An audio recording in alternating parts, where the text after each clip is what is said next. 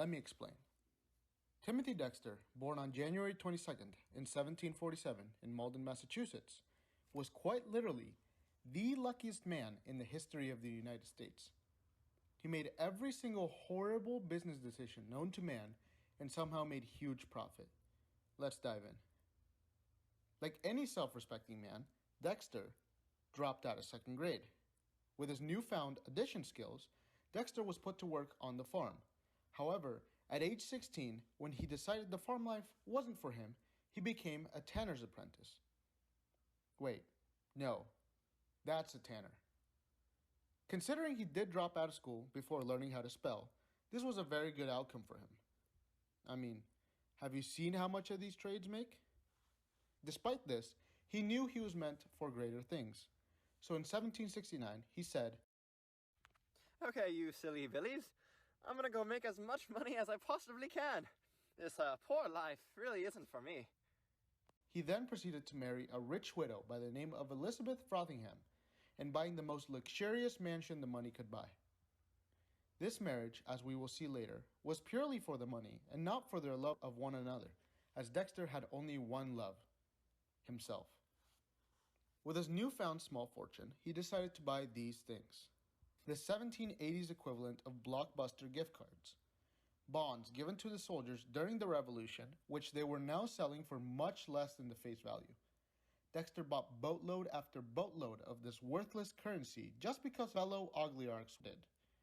However, not known to these veterans, the newly formed Bank of the United States was now buying these back at face value, meaning Dexter, despite his apparent stupidity, made ridiculous profit on this, a theme that will permeate throughout his life.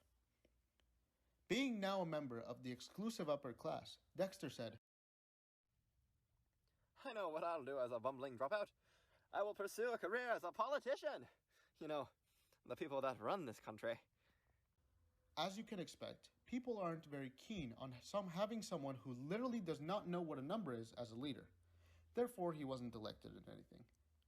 However, if Dexter was anything, it was stupidly stubborn, sending letter after letter to the local government asking about his new position and where he could be put.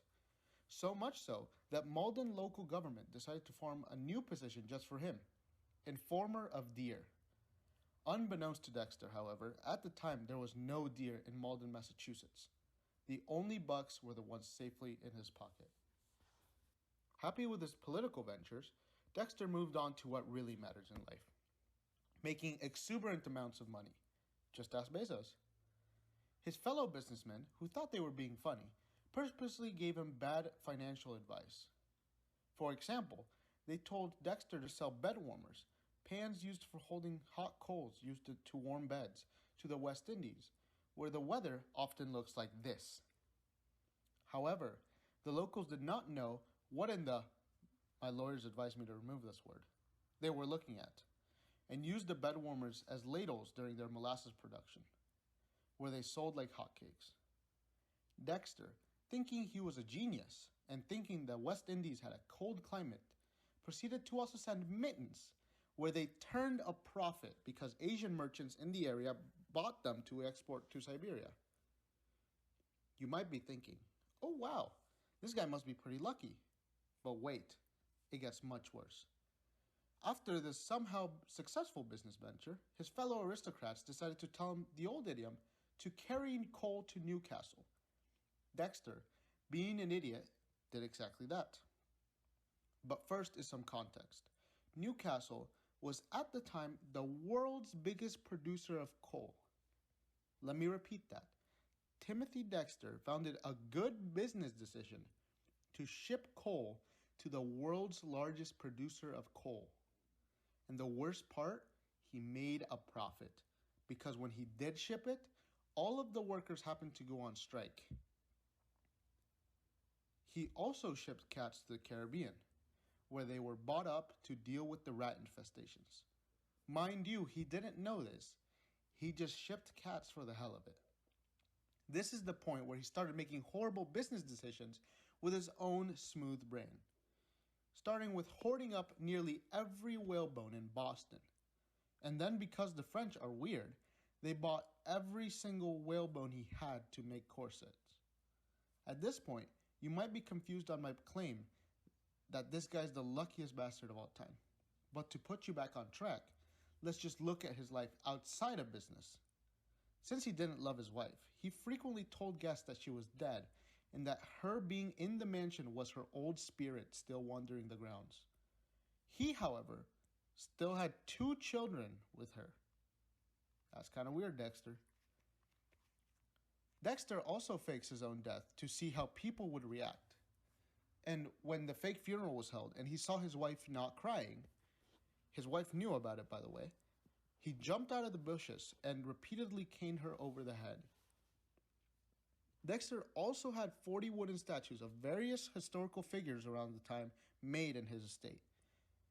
He had one made of himself, calling himself the first in the East and the first in the West, the greatest philosopher in the Western world.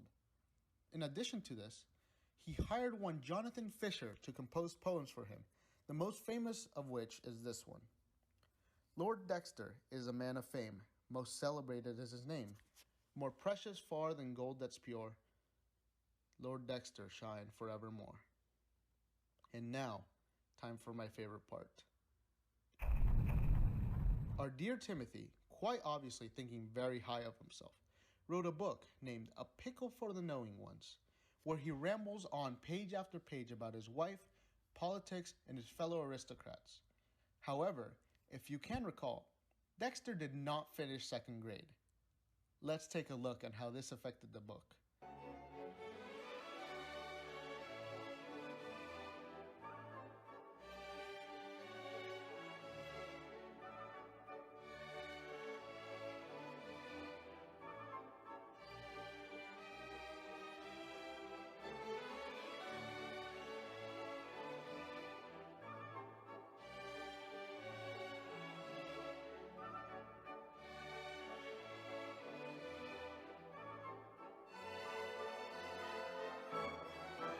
On the 2nd edition of the book, people complained about the lack of grammatical anything, so he made 3 whole pages filled with punctuation marks telling people to put them wherever they like, and it apparently was so good it went on to have 8 printings. Sadly, like all mortal men, Dexter keeled over dead on October 23rd, 1806. So let's take a moment of silence for our dear Tim.